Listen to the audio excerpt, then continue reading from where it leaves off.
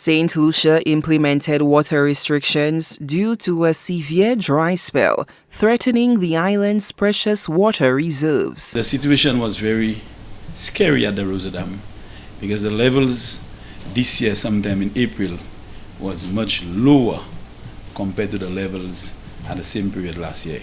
So we had an emergency meeting involving Wasco Forestry and the other key agencies, and a decision was taken to declare St. Lucia a water-related emergency.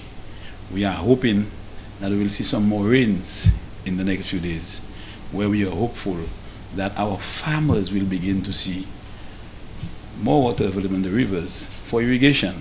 Agriculture Minister Alfred Prospere responds to criticism regarding the government's decision not to exempt farmers from the water restrictions. Some people will tell you that we are preventing farmers from getting water. We must never forget the amount of water in the rivers are critical to be able to ensure that the aquatic life continue to survive. But what we are asking for farmers is avoid certain practices in terms of wastage. So if you are using a hose to water your backyard garden, use a watering can, because there is always excessive water when using a hose versus using a watering can. But I really do not believe that it's a deliberate attempt to prevent farmers from getting water. St. Lucia isn't the only island significantly impacted by the intense atmospheric heat, and Prospere defends his decision to maintain water restrictions. St. Vincent, Barbados, Grenada, they all are going through this period.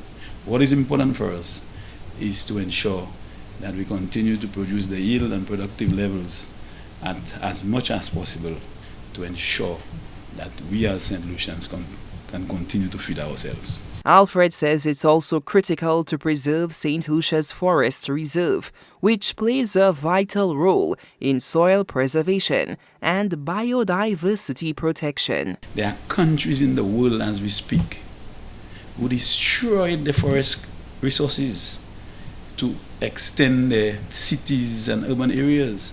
And now, because of the impact climate change is having on those countries, they are actually going into a major reforestation drive. I don't want St. Lucia to be one of those countries. Our country is very small. We have a high level of biodiversity. Tourism depends heavily on our forest reserve. And so the forestry department needs to continue the sensitization and so on. But we as responsible citizens needs to always be reminded that this resource is very critical and important for any country. Despite the recent heavy showers, water restrictions remain in place for St. Lucia. Residents are reminded to prioritize water conservation. This includes restrictions on using potable water for watering lawns, pressure washing, mixing concrete, and filling swimming pools.